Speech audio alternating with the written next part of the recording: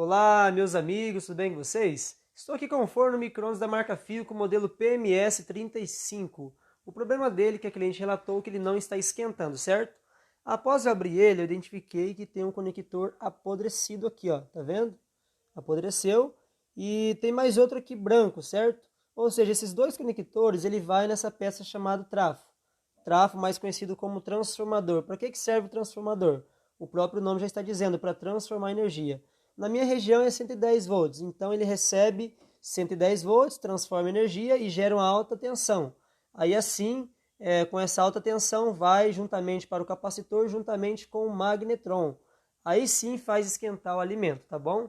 Então a gente vai trocar o trafo, trocar o conector e vai voltar ao funcionamento normal deste micro-ondas.